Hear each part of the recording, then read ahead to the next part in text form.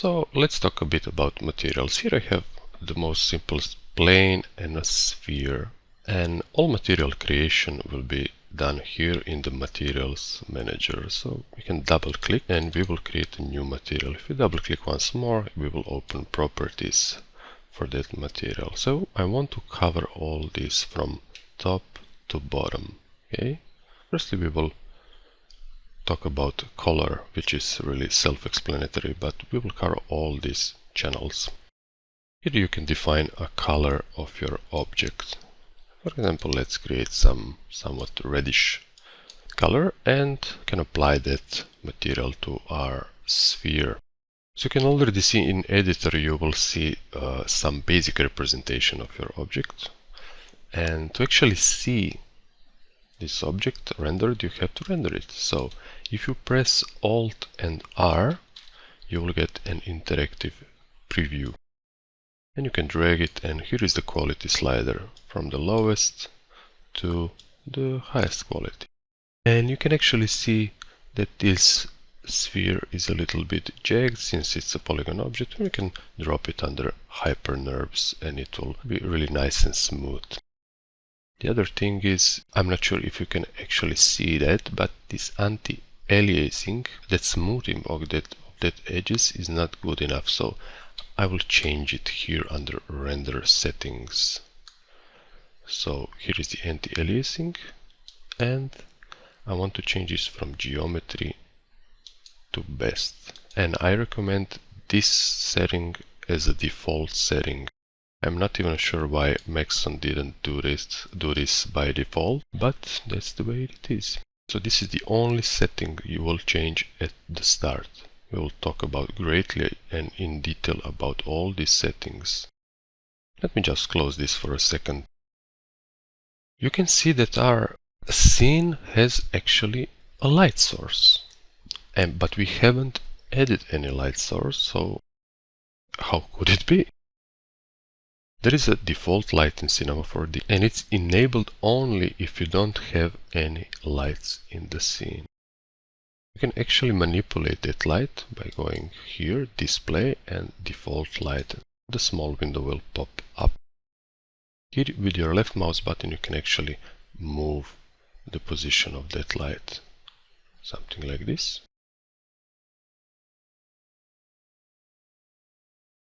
See? And you can right click your mouse button and it will default that light to its original position. So instead of using this default light, which is really not controllable, it's not flexible, let's create a light of our own, and we can create an area light. I almost always prefer area lights, and I will explain later why. Here we have some strange results, and that is because our light is partially inside this object. So let me press Alt R to get rid of this render preview, and I will simply position my light, let's say somewhere around here. I can even rotate it, and we will solve our first little problem with the light we encounter now. If I do a preview render now, you will see something happening. Let me expand that. You see this line? This is because the shape of the light is set to rectangle here, and you can change that under Details tab here under Area Shape. It's currently set to rectangle, and you can change this to sphere. If you do an interactive preview now, you'll see we got rid of that shadow. I will pull this light a bit upwards, something like this. If I do an interactive preview now, you will see that our object is lit, but it has no shadows. To enable shadows, you will enable them here under Light and under General tab. You can see now the shadow is currently set to none. I almost always prefer these area shadows, which are very realistic, but they require longer render times. So for previews, I use these shadow maps. And you see now we have a shadow here. The problem with shadow maps is they don't work good with area lights. So if you are working really with area lights, use area shadows. You'll see completely different results. Let's completely disable shadows. I just wanted to show you where you will enable them. The reason for it, because I'm recording this tutorial and cinema is running, and this really bogs down a computer a bit, so I really want to keep this tutorial fluent without user watching this rendering and spending time on that. Okay, so now when we are having our light, we have our object, we can play a bit with Material Manager. We can leave this interactive render preview on, so we can see real time the changes we make to our material. So let's double click on it and we'll open a new window. So firstly, there is color, and it's obvious. You can change the color of your object to any color you want. Here is the brightness slider, and it increases surprisingly the brightness of the color you select. Here is a texture option, and we will talk about this a bit later. Let me just concentrate on what each channel does. The next channel is a diffusion channel. If we enable it, nothing will happen. The diffusion channel is actually designed to brighten or to darken the color channel. It can darken or brighten with only the brightness value, or it can use color or any other shader to do so. Okay, so we are just going briefly through these materials. We now disable both channels and you will see we'll get a black sphere. I did that on purpose so we can actually see what this luminance channel does. So we'll enable it, and you can immediately see that it brightens up the object. So the object actually generates light. Let's disable that and enable our color channel. I really like this red color. The next guy is transparency guy, and it is obvious. It controls the transparency of the object. And here you have the brightness slider, and this slider is actually controlling how much this object is transparent. So let's say 50%, and that sphere will be half transparent. Here is a really important setting. Let me pull that all the way up and disable color channel completely. Here is refraction. Refraction, well, it is a physical behavior, but really to get a decent grasp of it without getting too technical, is it controls how dense your object is. For example, a typical glass is 1.52 in refraction value, and that means it will refract light and change the direction of the light when it's passing through this material. There is a list of standard values of refraction in Cine help file. So for example, just to exaggerate this, if I put here something around 3, we'll get a really dense material. So values between 1 and 5 can play here. Everything else is complete overkill and it will have no effect. Let me put us back to original value. And of course there are some additional settings. So for example, the absorption color here is the color of absorption. So if you, for example, select some green color here, that glass will absorb that color. We are just going briefly through materials. We enable color back. And the next guy is reflection. It's really self-explanatory. It means how much will this object be reflective. Currently it's 100% reflective, so it reflects everything that goes, every single light that goes in it, and that is simply not possible in the real world. So I suggest you keep these values under 100. Never use 100 values. Always use some, let's say 10% of the maximum value, something like 90, and you can see a change. So now when it's not reflecting everything, then the color will appear. And if I tune this down, for example, to say let's 50%, I'll be able to see more of that color. That is the first relationship for you to understand. Everything inside material channel works in conjunction with each other. It may sound a bit complicated, but it is actually not. And I will show you how to construct basic and really complicated shaders in later lessons. Let me turn this off, and the next guy is environment.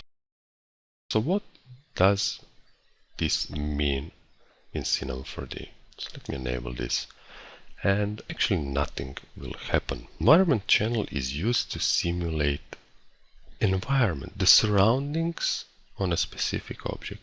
So for example, in this scene I don't have any objects, but what if I want to get reflections from other objects on this sphere? Even though I don't have any objects, you can use here texture, image. I will show you that. Let me create just a simple shader.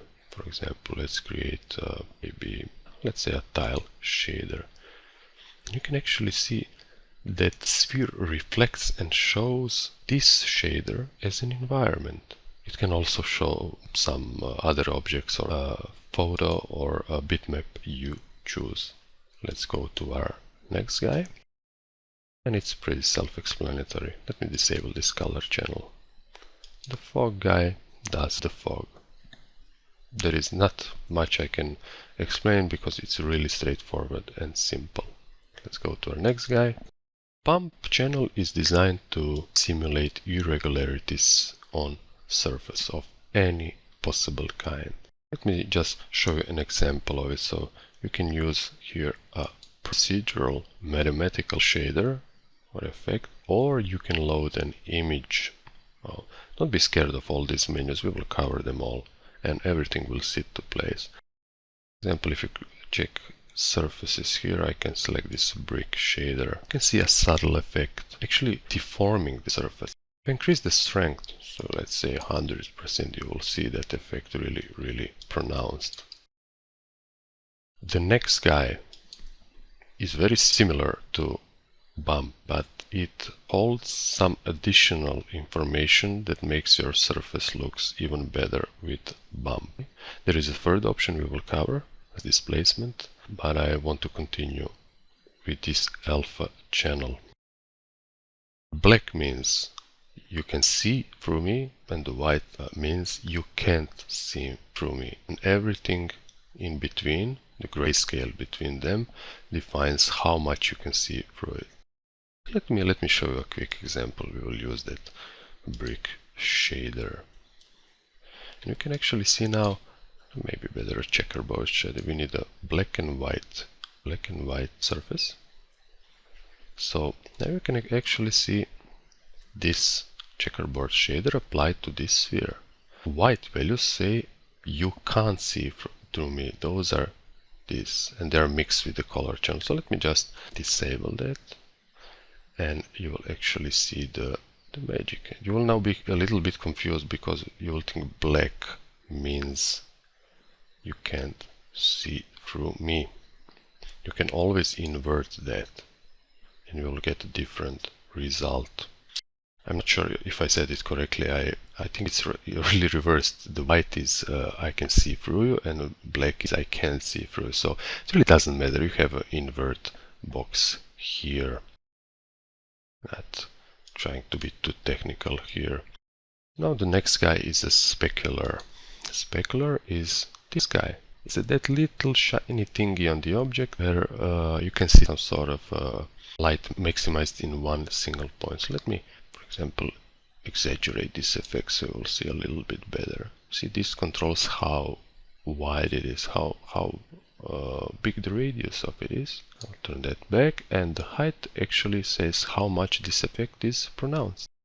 And you can see now it is much better. You can even exaggerate that a bit more, something like this. And this specular color only works if specular is enabled. So you can actually change the color here for, let's say, something different like blue, and you will see something happening. This is in fact not blue, and the reason for it is because those specular channels work in conjunction with these color channels. So we have red here and a blue here, and it gives the mixed result between them. That's the second relationship you have to understand. Everything is connected. Let's go to our glow guy, and the glow guy gives a glow. You can use the original material color, or you can define your own.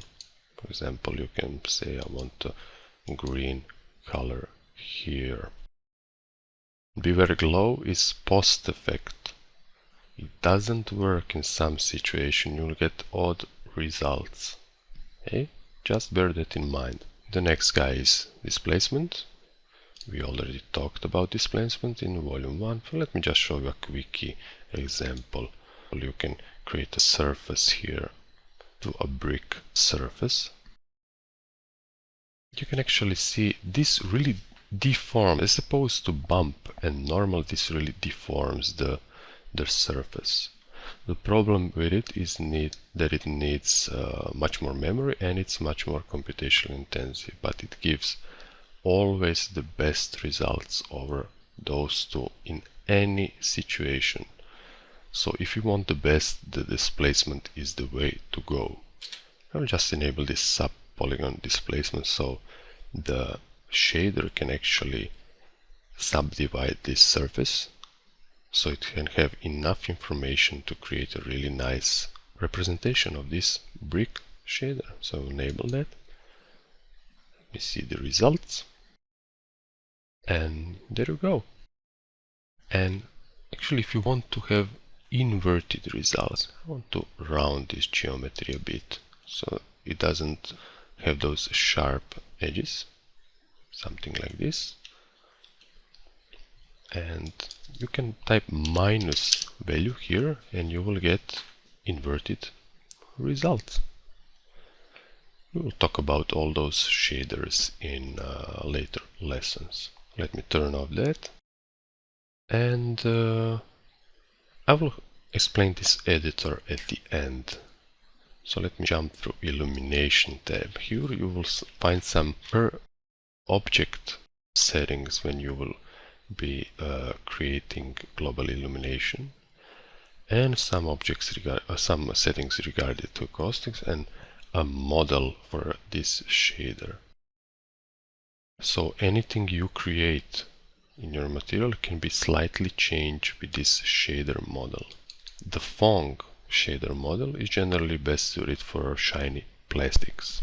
The Blin shader model is much better than Phong because it gives a much more precise calculation of speculars and reflections, and the last, or an Nair, is really suited for some rough surfaces and something like that, but I generally recommend you always go with the Blin shader model. The last guy is the assignment, and it says to which object this shader is assigned.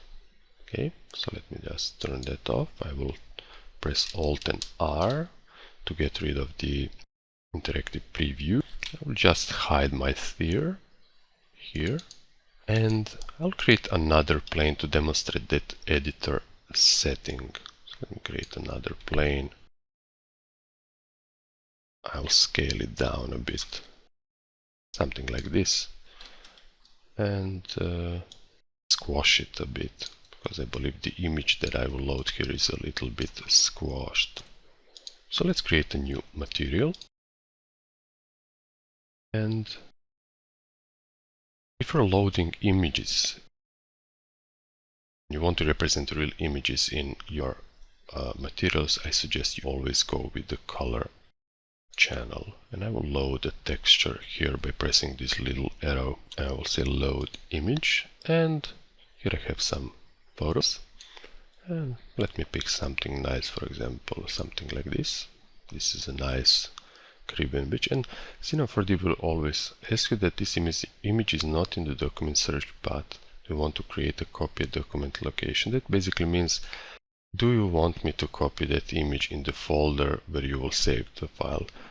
I can say no, because I will not save this scene. And I will apply it on this plane. And it may seem nothing has happened, but actually it did. But that's a little tricky trick to watch, because there is no light casting on this plane. So if you just pull it a bit backwards, you will see that it comes to life. So that's another tricky trick. Beware of that, or you could lose your mind with some material and image loading. Let me just zoom a bit on that object. I just press the S key. As you can see now, currently, this image is kind of odd. And here, if you select the material tag, you can disable that tiling option and choose another projection. So you will be choosing how this image will be projected to this plane. So for example, start with a cubic, and now you can see it's projected correctly, but the problem with it is that the image is cut off. There is a nice little command here.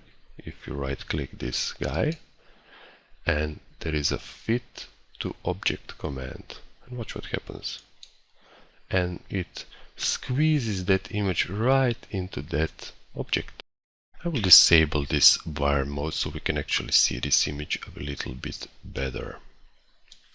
So here we'll go to Garage Shading only, and if I enable this material editor now, and here under Editor tab, you can see I changed this. I'll just slightly increase the intensity of the light so you will see much more clearly. So for example, you can go over 100. See this? You have an interactive preview. Here, if your image doesn't look clear and crisp, so if the default value is on here, you will see that image is a little bit blurred, and that can drive users crazy. So always select here how much memory and how much resolution you will give that image into the viewport.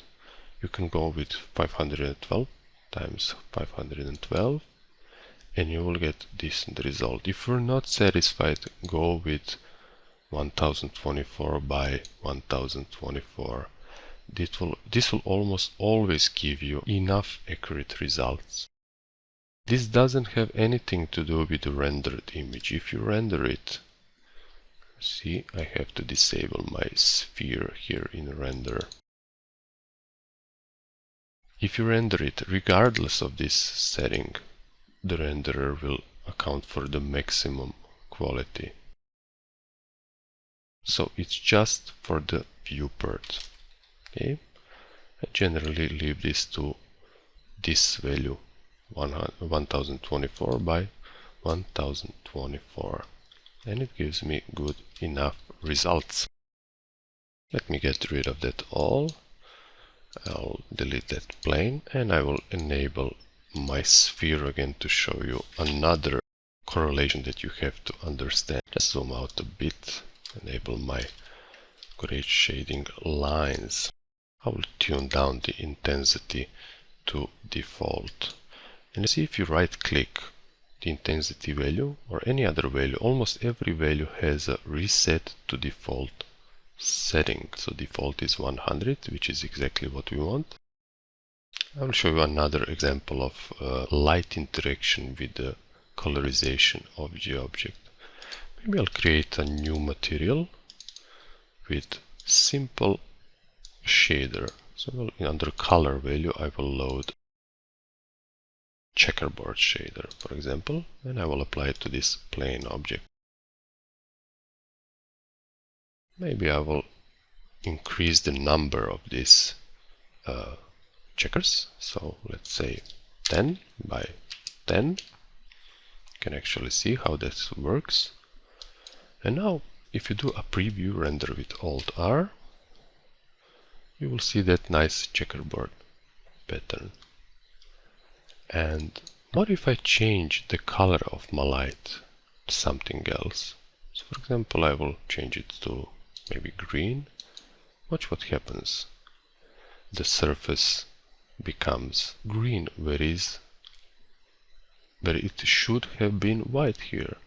And this material has changed. I can use another color to demonstrate a bit more. So for example, a yellow one. And you will see it colors the white part of the texture. This is one more relationship you have to understand. Everything plays a role in shading. If you change your light color values, you can get unexpected results. So for example, with the green light, your sphere will become very dark and greenish. And it doesn't matter what you set here. Those two will interact. I will show you how to create a calibrated, standardized scene where you can build your materials. So you will always know what you will get and what to expect from your material. It's always a good idea to build your materials in a neutral environment. I hope I haven't lost anyone for this first lesson, and let's continue on.